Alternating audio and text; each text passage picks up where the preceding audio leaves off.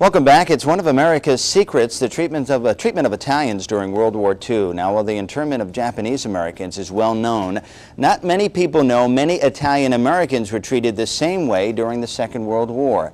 In the first part of my three-part series, The Secret Story, we take a look at how some Italians are now demanding that the record be set straight. 60 years later, it's still difficult to talk about. The worst part of it was watching my mother cry herself to sleep. He was devastated. He was, to use a modern day expression, he was just absolutely blown away. These are the sons and daughters, the victims of America's secret story. Their parents were among the millions of Italians not yet citizens at the outbreak of World War II. With the U.S. battling Italy overseas and fear everywhere, including New Jersey, they were declared enemy aliens. Their homes were searched illegally, items taken, and many of them arrested without explanation. So why is this story being told now? Well, for many Italians, what happened during World War II was a source of embarrassment and shame. It was seldom talked about in Italian-American households, and when it was often referred to as una storia segreta, the secret story. They were very proud Americans. Sam Famosa is a successful businessman from West Caldwell. His parents were among the 600,000 Italians unable or unwilling, for personal reasons, to become U.S. citizens, even though they, like many others, had been in the United States for decades. I am told by very, learned people, were your mother and father citizens? Oh my God, what does that have to do with it? They were law-abiding, they never committed a crime, and at that time, it wasn't that important that you become a citizen. Within hours of Pearl Harbor, hundreds of Italians were rounded up. Many more would follow. Terry DeLuca, who was 6 at the time, remembers the day the FBI came for her father. It was about 1 o'clock in the morning I guess now December the 9th. FBI came to the door and took Dad away. Pietro DeLuca ended up here at Ellis Island.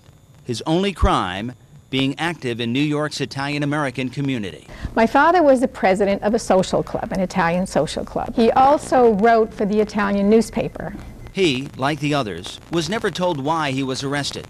He was part of a list drawn up 2 years before and placed behind bars not for what he did, but for what he might do. They weren't any duress, but clearly they had nothing else to do. So there was a lot of smoke and there was card playing or whatever the case was, but they had no way of having any liberties. Without a search warrant, agents entered the California home of Alberto Bronzini.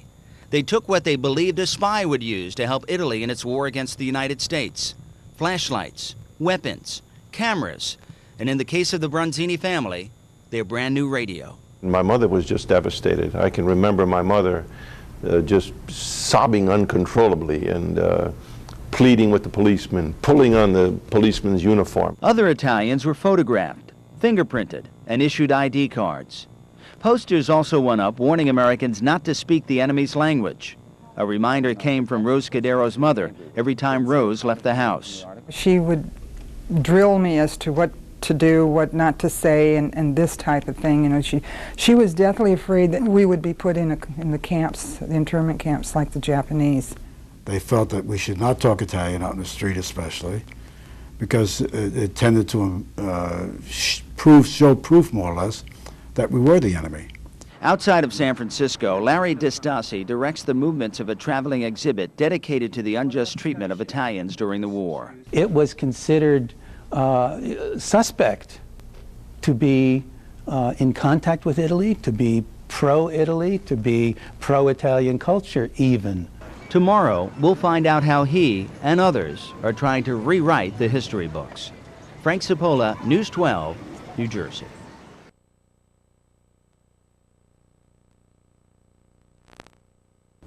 Welcome back. For several years now, a man on the West Coast has been trying to get the word out about the treatment of Italians during the Second World War. Larry DiStassi says the history books often refer to the harassment of Japanese Americans, but make little mention of how non-citizen Italians in New Jersey and elsewhere were treated. In the second part of my three-part series, I first start in New Jersey and then travel to San Francisco to find out what's being done to change that. Pearl Harbor changed everything. A date which will live in infamy. Like the Japanese, Italians in the United States and in New Jersey were no longer considered friends. I immigrated into the U.S. in 1938 at the age of 17. Eugene Gianobili has called Bayonne his home since coming to the United States. He was not able to become a citizen because he had not lived here long enough. Then, in a complete turnaround, he was drafted by the U.S. Army and exposed to sensitive intelligence information. The irony of this story is that here I came to America, I loved America, I'd never commit a criminal act. Yet the enemy tried to decimate my humanities by declaring me its enemy. Other non-citizen Italians, like the Japanese before them, ended up in internment camps. Many of the people who were interned were the promoters of Italian culture. For Larry DiStassi, rewriting the history books has become his life's mission. From his base near San Francisco, he directs a traveling exhibit on the unjust treatment of Italians during World War II. He says history must record that Italian Americans were harassed by the federal government and locked up in places like Fort Missoula, Montana, and as many as 70 other internment camps around the country. In the 1940s, the San Francisco waterfront was a vibrant community, much like it is today. Hundreds of Italians lived and worked along these shores. That all ended when many of them were declared enemy aliens. He could no longer pursue his livelihood. He could no longer go to work because his building where his produce market was off limits. Alberto Bronzini's father could see his produce market on the waterfront but not work there. The distance between what was considered off limits and what was not was a mere 15 feet. The business had to be closed. The business was shut down. His livelihood was taken away. The economy went down. I mean, you realize how many Italians that they did this to. I mean, the milkman, the grocery man, the butcher. I mean, everything just went boom. Even with the eyewitness accounts of mistreatment, the books of our day still don't reflect what really happened. One example is the bestseller, The Greatest Generation. Author Tom Brokaw refers to the treatment of Italians as uncomfortable moments. Taking an American citizen, forcing them to carry identification, questioning them as suspects, restricting their movement, putting them on curfews is not an inconvenience. It's a question of loyalty.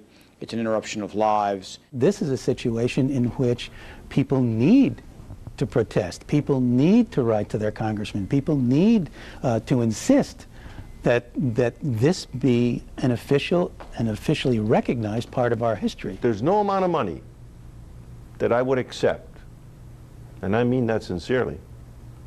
The government wrote me a check for half a $500,000. I'd say keep it. I want the history books to reflect that era, that period, what happened. Tomorrow, a trip to Washington to find out what is being done to make sure the secret story is a secret no longer. Frank Cipolla, News 12, New Jersey.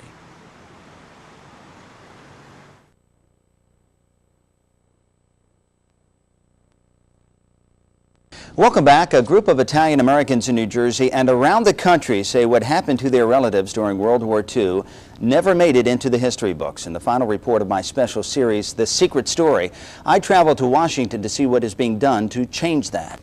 John Calvelli helped write the bill that may one day begin to heal the wounds within the Italian-American community. It was only later that he too found out his family had its own secret story. I found out that my grandfather was deemed an enemy alien as well during the war, simply because he was an Italian. The director of a traveling exhibit on the unjust treatment of Italians during the Second World War had a similar revelation. My own uncle in Bridgeport had been an enemy alien. I was stunned to hear that, and this was 2 years after the exhibit started. And that, they say, is the point. Many Italians today may not know their relatives were once considered enemies in their adopted country. We know that during World War II there were lots of fears and people were very frightened, but that is never a reason to deny the rights of any group. With the U.S. fighting Italy overseas, President Roosevelt signed Executive Order 9066. It gave the FBI permission to search homes, seize property, and arrest any non-citizen. Among them, hundreds of thousands of Italians living and working in the United States. During those anxious moments following Pearl Harbor, no Italian was exempt. Even Ezio Pinza, a tenor at the Metropolitan Opera and a bona fide star of his day. He was actually questioned, their house was searched, and then he was arrested and interred at Ellis Island for several months. The FBI had gathered evidence against him, and this included the accusation that he sang in such a way he would use the pitch and tone of his voice to convey secret messages supposedly to Rome. Marion Smith, historian at the INS, says the FBI purposely cast a wide net. After Pearl Harbor, everybody, of course, is just scared to death, and we can see the results. I'm not going to say nobody ever made a mistake. For the first time, Italian Americans seem united behind one cause, the acknowledgement by the government that they were harassed and in many cases interned during the Second World War. And this is the document that could do it. It's Senate Bill 1909, and like a House measure that passed overwhelmingly, it would require the president to acknowledge that Italian Americans were indeed unjustly treated during the Second World War. America hasn't wanted to have this conversation. We know that something wrong happened. We're not pleased about it, and we just as soon it go away. When I dug into the story, there were nights that I went to bed crying. Anthony Montignetti is among those in New Jersey pressuring senators to pass the bill, and to do so before it's too late. The government of the United States realizes that these actions that were committed against the italic people of the United States was wrong. I want this done in this generation. I want it done in this next year. So many of these people before their lives end can know that we dealt with this fairly. At the FDR Memorial in Washington, the words of our 32nd president are proudly inscribed in granite. They speak of the protection of the rights of all citizens and at all costs. 60 years later, FDR's legacy includes a chapter in which many non-citizen Italians were made to feel unwelcomed in the country they loved so much. You have to look at someone like President Roosevelt in context, and he is a victim of the time in which he served. He was a great president. He did many great things for this country. Not his greatest hour? Not his greatest moment.